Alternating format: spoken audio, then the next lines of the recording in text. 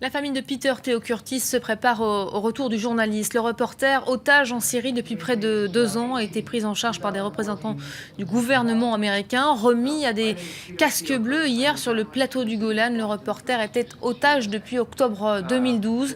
Jusque-là, son enlèvement avait été tenu secret. Maud Roubaud et Clovis Casali. Sa détention aura duré près de 2 ans. Peter Theo Curtis était otage du front Al-Nosra, affilié à Al-Qaïda. Le groupe djihadiste combat Bachar al-Assad en Syrie et c'est là que le journaliste américain a été enlevé. Après l'annonce de sa libération, sa famille a publié une déclaration remerciant ceux qui ont permis sa libération.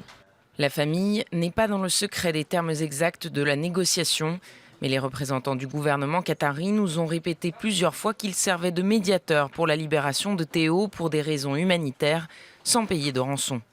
Aucune information n'a filtré sur les conditions exactes de sa libération, en dehors du rôle joué par le Qatar.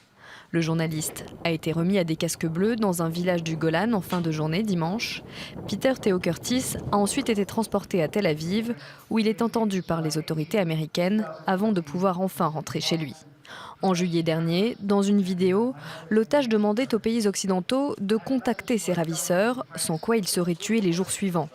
Sa libération intervient moins d'une semaine après l'exécution d'un autre otage, le journaliste américain James Foley.